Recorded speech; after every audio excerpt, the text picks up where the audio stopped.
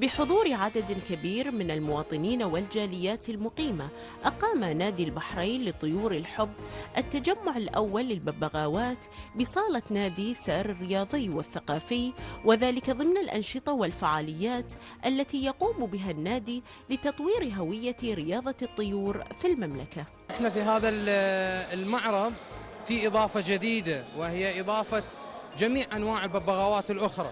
في هذا المعرض اليوم شارك ويانا مجموعة أخرى من الببغاوات، أعطت مسمى جديد إلى المعرض، بحيث أن احنا حولناه من فقط معرض البحرين لطيور الحب إلى التجمع البحريني للببغاوات وطيور الحب. طبعا ما شاء الله المشاركة عندنا جدا قوية وجدا ممتعة، ومستوى التحكيم طبعا عندنا حكام 2 هولنديين، حكام دوليين حكموا على مجموعة الطيور. مجموعة الطيور المشاركة في التحكيم فقط قرابة 300 طير اليوم. طبعا نسبة العدد مقارنة بالمعارض السابقة فهي نسبة تجاوزت الضعف تقريبا إذا ما قارناها بالمعارض الأخيرة. تناول المعرض في حلته الجديدة العديد من الفقرات متمثلة في مجموعة من الببغاوات الناطقة والجميلة وأفراد قسم تعريفي لطائر الكوكتيل، وتجاوز عدد الفئات المعروضة 26 فئة مكتملة، وعدد الطيور تجاوز 300 طير مستوفية للشروط، والتي تنص على أن يكون الإنتاج محلي، وذلك يهدف إلى الارتقاء بمستوى الهوية في مملكة البحرين، وما تلقاه من اهتمام بارز من قبل شريحة واسعة من المواطنين والهواة الخليجيين والعرب الذين تفضلوا بزيارة المعرض.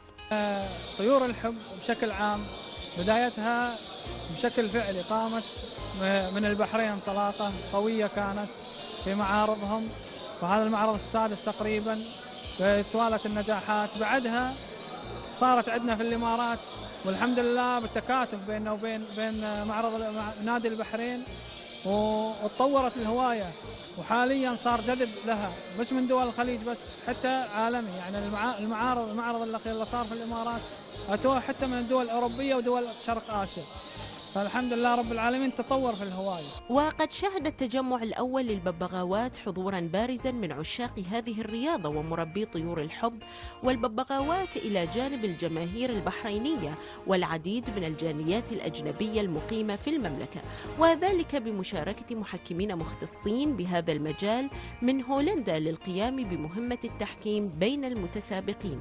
أنا واحد من الهواة، وفي معظم شباب البحرين هو طيور الحب، يعني من السعودية، من البحرين، دول الخليج كامل يهون طيور الحب، مو كتجارة، كهواية. هي يعني تقدر تقول تجارة، بس الأزيد هواية، لأن هذه هواية قديمة من الأزل. المعرض يؤكد على مدى التطور والنمو لهذه الهواية ومستوى الطيور القادرة على المنافسة عالميا، حيث أنه مدعاة للاهتمام والمتابعة وحرص المربين الدائم على تطوير هذه الهواية.